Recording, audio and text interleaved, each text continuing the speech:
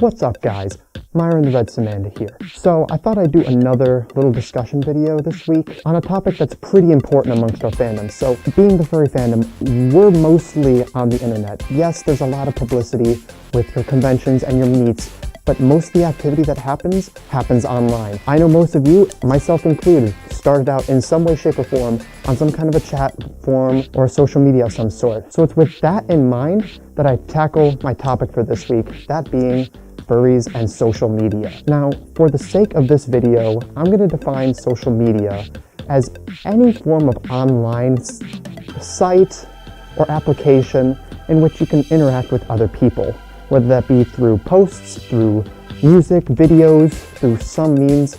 The point is that it is connecting person A to person B to person C in one big community. So another thing that I found out upon doing a lot of research is just how many sites fall into this category. I knew that there were a lot of sites that furries were on, like a ton of sites, but I didn't realize it's dozens of sites. For this video, I'm going to restrict it to 5 sites. But if you guys like what I'm doing here, let me know down below. I can do more of these. There's so much material out there for me to cover.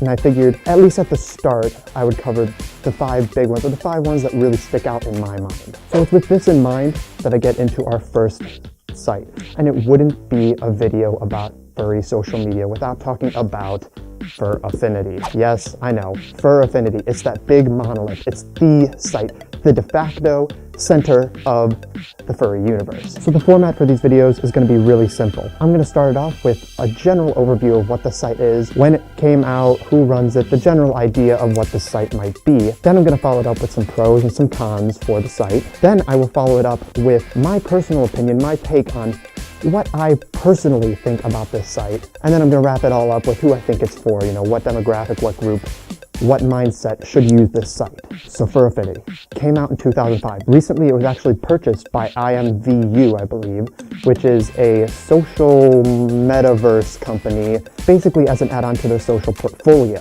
Now you can find all sorts of things on Fur Affinity, everything. And this leads into our first pro. Fur Affinity holds everything. It holds music, pictures, videos, vlogs, blogs, posts, forums, literally everything on the internet about furries is on Fur Affinity in some way, shape, or form.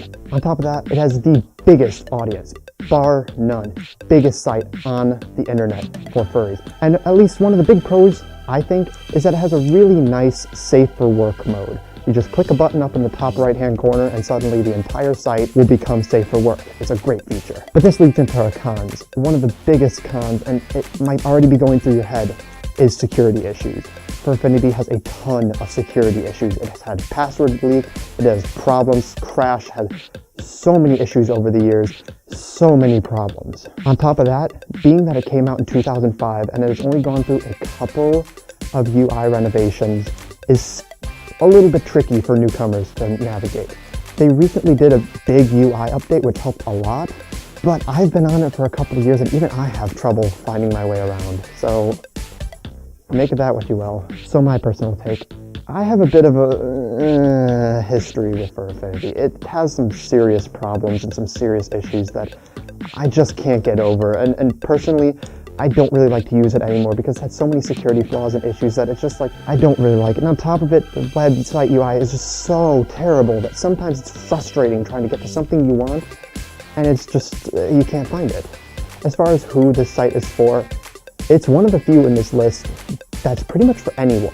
Whatever you're into, there exists a place on the website for you. So everyone applies to this website.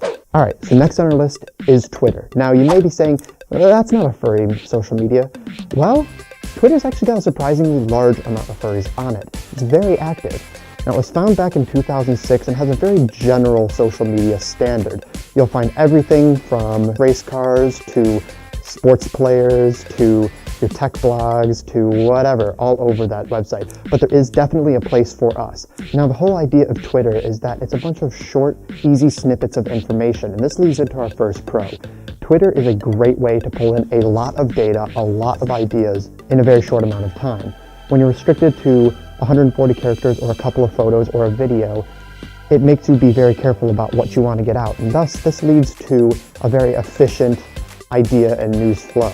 So Twitter is very, very good for getting out a couple of photos or a single video or some small little bit of data. Also, another really great thing about it is that you can also follow some of your non-furry media, celebrities that you want to follow or some other situation. So you can mix that in and kill two birds with one can we say that? Is that insensitive? Oh, so you can kill two things with one stone. Yeah. And on top of that, it's got a really, really nice phone app and a lot of third-party support for it. So it's very easy to get onto it from your mobile network. Now, one of the cons of it is that it's really hard to upload a lot of media. If you have a huge con photo gallery or a bunch of commissions that you just pushed out, it's going to be a little bit difficult to actually post it on there.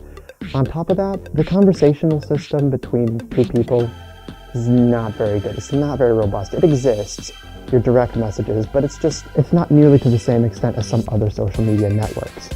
Now, my personal take on it, I absolutely love Twitter. I'm a very, very busy person, so having Twitter to get a little bit of information or a little snippet of someone's life or some interesting little fact is wonderful. It's so nice because I can pop it up on my phone and put it right away in 1 or 2 minutes, and I've absorbed a lot of information. So leading into who this is for your highly social furs, your ones who go to lots of conventions and like to take pictures, or your fursuiters who like to do photo shoots and post a picture here or post a picture there. In addition, it's really great for anyone who wants to have a nice, basically news ticker reel on the fandom, so long as you follow the right sources, or even just a news ticker reel on the people that you're interested in. Another big thing is if you are commissioning someone and they do not have slots open, but open them sporadically, more likely than not, they will have a Twitter and they will post them there. That's how I found my maker had a commission slot open, is they posted it on Twitter and I got a little notification. I was like, oh cool, they're open, yes. So it's great for those reasons. Alrighty, so number 3. We've got Reddit. Now, this, I know, is another non-furry social media. I get this, but it's got a huge, huge following. Now, Reddit was founded back in 2005 with the furry subreddit being found in 2008. Since then, it has grown to a massive amount with tons of people logging on every month. In addition, there are several other subreddits that are centered around very specific little subgenres of the furry fandom. So it's really great because it's a link aggregation board. The idea being that you can post links to anywhere or anything. It doesn't even have to be a Reddit-specific thing, site, or any idea like that. On top of all this, it has a really clean, crisp way of discussing whatever you post, that being the comments section of any subreddit post. Now, the pros of this are that it's a very clean program. It's very easy to use, very easy to navigate. It's got really clean, crisp first and third party phone apps, so mobile connection is very, very good. The subreddit is big, so there's a lot of information on it, but it's small enough that if you post, chances are you will reach pretty much everyone. And just like Twitter, you can weave in all your other subreddits, all your other information, because there's a subreddit for damn near everything. It's ridiculous. So as far as the cons go, the profile system is a little bit weak, whereas with Fur Affinity, you have your own profile with your own likes, dislikes, and a bunch of information, all your posts and all this and that. With Reddit, it's just like, here's your profile and here's the crap that you've posted, and that's it. On top of that, the demographic for Reddit is a little bit young. Now this could be a pro for you, I don't know. But for certain furs, having a very young demographic could be an issue. And finally, it's very hard to follow a very specific person. You can add them to your friends list using some third-party plugins, but it's just not the same as following someone on a more traditional social media site. Now, as far as my personal take on Reddit, I absolutely love Reddit. Reddit is absolutely my jam. I've been using this site now for at least 6 years, and through those years I have found so many cool little subreddits and cool little ideas and cool little funny things that, furry aside, it's still just a fantastic website, and I highly, highly recommend if you're interested in something that's just a quick little time waster or something, get yourself on this site. There's tons of cool information all over it. Now, as far as who I think this is for, I think it's for some of your slightly younger, slightly newer furs, because it's so easy to get involved, and the people on the subreddit are so ridiculously nice and so ridiculously accepting that it's very easy to integrate yourself in really, really quickly. I personally went there when I was new to the fandom, and it taught me so much about the fandom, from conventions to suits to common words, common phrases, and everything in between. It's such a good utility for new people. I highly recommend it. Okay, so this leads us into our fourth social media. Now this one goes by the name of Furry Network. It might not be quite as known to you, but it was launched back in 2015 by Dragoneer, the owner of the company Bad Dragon, as a response to Furfinity being bought out by IMVU. The idea with Furry Network was as somewhat of a pseudo replacement for Furfinity, with more of an emphasis on artwork and creator content. So one of the pros of it being a relatively new site is it's got a ridiculously clean, ridiculously slick website. It is by far one of the best structured furry social media and just websites in general that I have ever been on.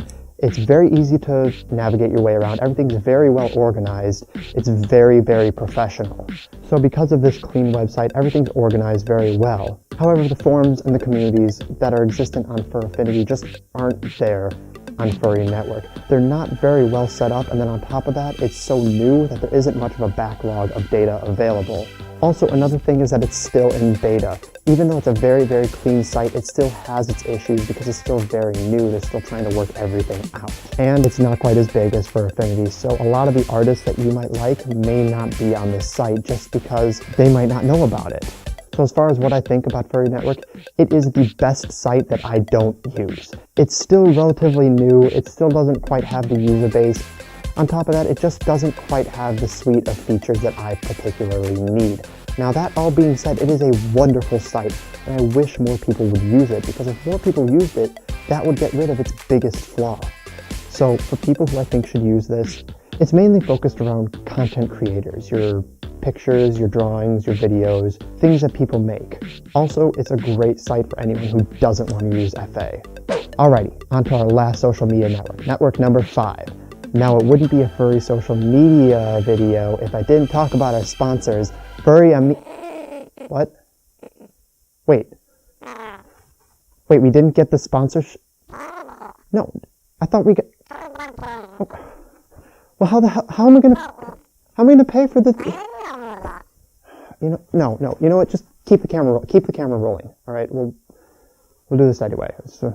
So Furry Amino. It was released in 2016 as a mobile-only furry networking app.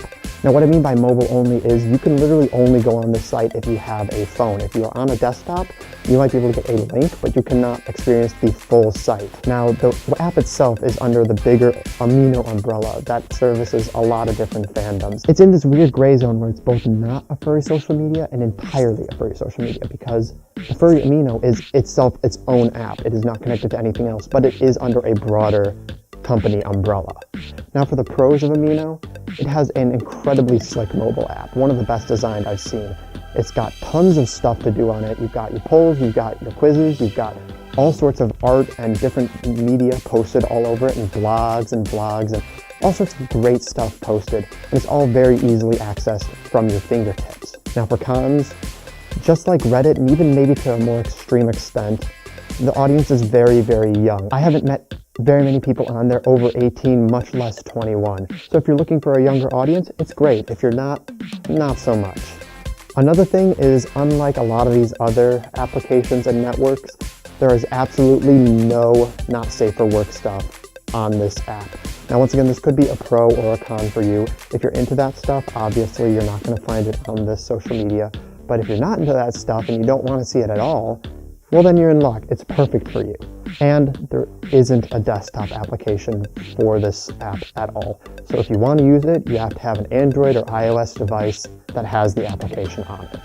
So my personal take on it, Amino came onto the scene really, really big last year. A ton of furry YouTubers and other people promoted the crap out of it. There's tons of sponsorship positions, and there's obviously a lot of money put behind this application blowing up, and blow up it did. This application very frequently has over 2,000 people on the application itself, which for a phone app is ridiculous. The following is huge, the application is really nice, and they've got a ton of interesting things to do on it. It's a wonderful app, but it services a very, very specific demographic. If you're not in this demographic, you might not like it. And on top of that, there is some issues people have, just like with FA, just like with any non-furry website, where it's owned by a company or run by a company that doesn't really truly understand us. Now, this is slightly mitigated by the fact that they have lots of furry mods and different admins that kind of run the application, so they are closer than you would think, but it is still an issue for some people. So as far as people I think who should use this, even more so than Reddit, this is great for new people. If you're new to the fandom, this is wonderful. It's a great way to look into the community and see what we have to offer, understand what we have to do, and even interact with some other people and get to know some people. I've already made at least a couple of friends, and I literally joined the app a couple of months ago. So it is a wonderful utility and a wonderful application. Alrighty, so that about wraps it up. Like I said, let me know what you think of this series. There are tons. I'm literally looking at my list over there. I've got at least 20 more social medias that I could go over and that I could make videos about. I just need to know if you guys even want to hear me talk about them in the first place. So if you like what I'm doing here, if you liked this video in general, click that thumbs up, comment, do the whole kit and caboodle. You've heard this a million times now. But if you think that it was stupid and that it's boring, useless information that, nobody needs it at all, get out of here. Also leave me a comment down below. Let me know what you think, because I do this all for you guys. So if this was totally worthless, you know what to do. But regardless, I've been Myron, and I will see you guys later.